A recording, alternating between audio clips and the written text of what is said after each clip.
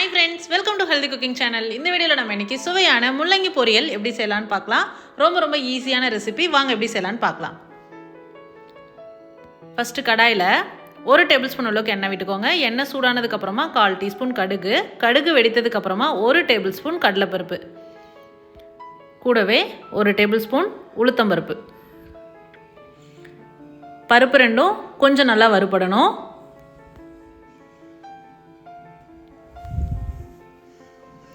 அடுத்தது காரத்திற்கு ஏற்ப காய்ந்த மிளகாய் சேர்த்தா தான் ஃப்ளேவர் சூப்பராக இருக்கும்.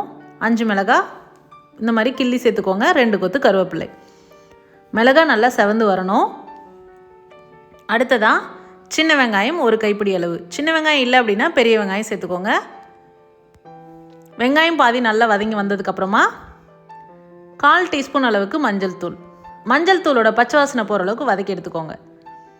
அடுத்ததாக முள்ளங்கி மேலே தோலை சீவிட்டு நம்ம கேரட் துருவி எடுத்துக்கோங்க. துருவும் போது கொஞ்சம் தண்ணி வரும். அந்த தண்ணியோடு சேர்த்து நம்ம இப்போ பொரியலில் சேர்த்துக்கலாம். அது வெந்து வரும்போது தண்ணியெல்லாம் வற்றிடும்.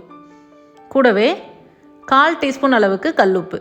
இது எல்லாத்தையும் சேர்த்து இந்த முள்ளங்கியை தாளிப்பு கூட நல்லா கலந்து விட்டுறணும்.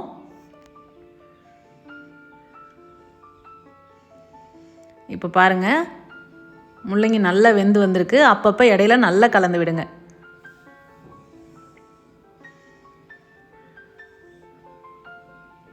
நல்லா வெந்து அந்த தண்ணியெல்லாம் வற்றி வந்ததுக்கப்புறமா 2 டேபிள் ஸ்பூன் அளவுக்கு துருவின தேங்காய் சேர்த்துட்டு நல்லா கலந்து விட்டுட்டு ஸ்டவ் ஆஃப் பண்ணிடலாம். சூடாக இருக்கும் போது கொஞ்சம் ஒன்றோட ஒன்று ஒட்டின மாதிரி தான் இருக்கும். கொஞ்சம் ஆறி வந்தது அப்படின்னா கொஞ்சம் உதிரியாக கிடைக்கும். மணக்க சுவையான முள்ளங்கி பொரியல் எப்படி செய்யலான்னு இந்த வீடியோவில் பார்த்தோம். இது போன்ற ஹெல்தி ரெசிபீஸ்க்கு மறக்காமல் ஹெல்தி குக்கிங் சேனலை சப்ஸ்கிரைப் பண்ணுங்கள். இந்த வீடியோ உங்களுக்கு பிடிச்சிருந்தா லைக் பண்ணுங்கள், ஷேர் பண்ணுங்கள், கமெண்ட் பண்ணுங்கள். தேங்க்ஸ் ஃபார் வாட்சிங்.